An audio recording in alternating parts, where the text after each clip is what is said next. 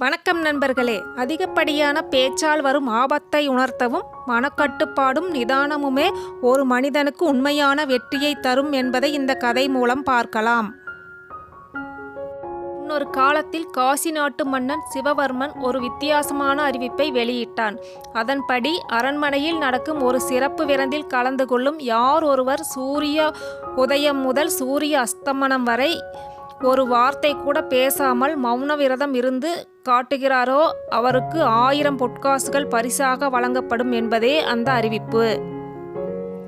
இந்த செய்தியை கேள்விப்பட்ட சோம்பேறி சுப்பு என்பவன், இது என்ன பிரமாதம், சும்மா வாயை மூடிக்கொண்டு அமர்ந்திருந்தால் 1000 பொற்காசுகளா, நான் இப்போதே கிளம்புகிறேன் என்று புறப்பட்டான். சுப்பு அரண்மனைக்கு சென்றான். அங்கே அவனைப் போலவே பல பண்டிதர்களும் மௌன விரதம் இருக்க தயாராக அமர்ந்திருந்தனர். மன்னன் சிவவர்மன் அனைவரையும் பார்த்து, யாராவது பேசினால் அவர்கள் உடனே போட்டியிலிருந்து வெளியேற்றப்படுவார்கள். இடையில் யாராவது உங்களை சோதித்தாலும் நீங்கள் அமைதி காக்க வேண்டும் என்று எச்சரித்தான். போட்டி தொடங்கியது. சுப்பு கண்களை மூடிக்கொண்டு தீவிரமாக தியானம் செய்வது போல நடித்தான். மதிய உணவு நேரம் வந்தது. சுவையான உணவுகள் பரிமாறப்பட்டன. சுப்புவுக்கு மிகவும் பிடித்த சர்க்கரை பொங்கல் இலையில் வைக்கப்பட்டது. அப்போது அங்கே வந்த ஒரு சேவகன் சுப்புவின் அருகே குனிந்து, ஐயா, இந்த பொங்கலில் சர்க்கரைக்கு பதில் தவறுதலாக உப்பை போட்டு விட்டேன் போலிருக்கிறது. சுவை எப்படி இருக்கிறது என்று சொன்னால் மாற்றி விடுவேன் என்று மெதுவாக கேட்டான். சுப்புவுக்கு பொங்கல் மீது மிகுந்த ஆசை. ஆனால் பேசினால் 1000 பொற்காசுகள் போய்விடுமே. அவன் தன் வாயை இறுக மூடிக்கொண்டான். ஆனால் அந்த சேவகன் விடவில்லை.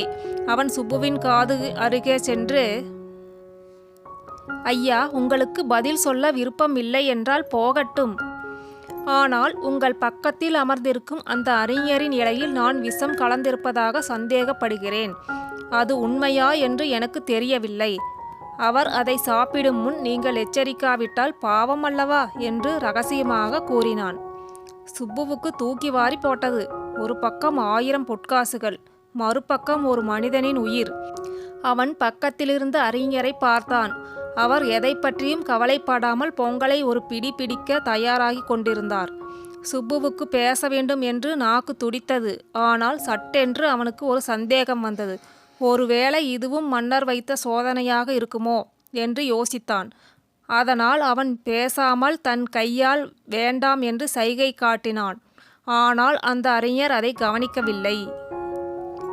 மதிய உணவு முடிந்தது. மௌன விரதம் தொடர்ந்தது. மாலையில் ஒரு விசித்திரமான வித்தைக்காரன் சபைக்கு வந்தான். அவன் ஒவ்வொருவரின் முன்னால் சென்று வேடிக்கையான முகபாவனைகளை செய்து சிரிக்க வைக்க முயன்றான். பல அறிஞர்கள் சிரிப்பை அடக்க முடியாமல் மெல்ல சிரித்து போட்டியை விட்டு வெளியேறினர். வித்தைக்காரன் இப்போது சுப்புவின் முன்னால் நின்றான்.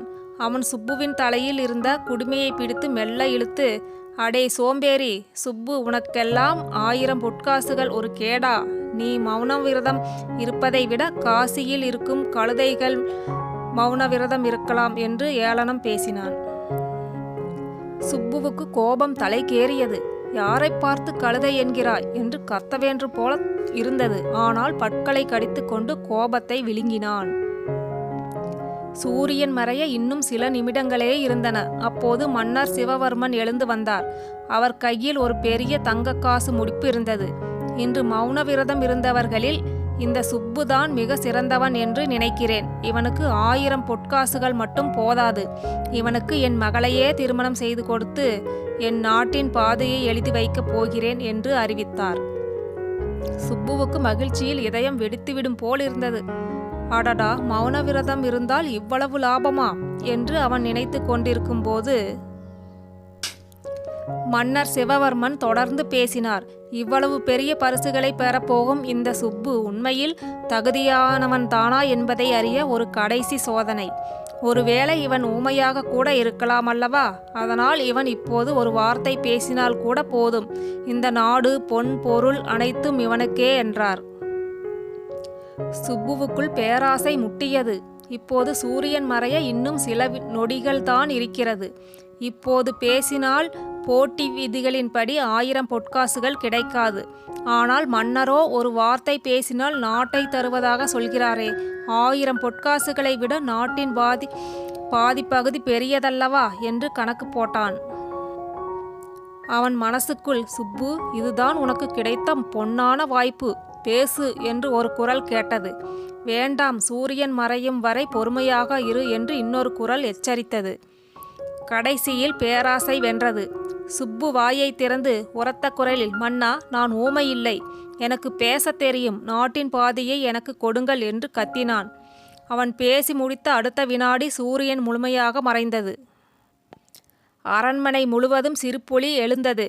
மன்னர் சிவவர்மன் பலமாக சிரித்துவிட்டு சொன்னார், சுப்பு, நீ மௌன விரதத்தில் தோற்றுவிட்டாய். 1000 பொற்காசுகளுக்காக நாள் முழுவதும் கஷ்டப்பட்டு மௌனமாக இருந்த நீ அதிக ஆசைப்பட்டு கடைசி வினாடியில் உன்னை காட்டிக் கொடுத்து விட்டாய். நான் சொன்ன நாட்டின் பாதி, இளவரசி திருமணம் எல்லாம் உன்னை சோதிக்க நான் செய்த பொய்கள். சுப்பு தலை குனிந்து நின்றான். ஒரு நாள் முழுவதும் பசியையும் கோபத்தையும் அடக்கி மௌனமாக இருந்தும் கடைசி நேரத்தில் வந்த பேராசை அவனது உழைப்பு அனைத்தையும் வீணாக்கிவிட்டது. இந்த கதையின் நீதி, மன்னர் சுப்புவை பார்த்து, உண்மையான மௌனம் என்பது வாயை மூடிக்கொள்வது மட்டுமல்ல, மனதின் ஆசைகளையும் அடக்குவதுதான் என்று அறிவுரை கூறி அவனை அனுப்பி வைத்தார். சுப்பு வெறுங்கையுடன், ஆனால் ஒரு நல்ல பாடத்துடன் வீடு திரும்பினான். இந்த கதை பிடித்திருந்தால் லைக் பண்ணுங்க, ஷேர் பண்ணுங்க, கமெண்ட் பண்ணுங்க. நன்றி, வணக்கம்.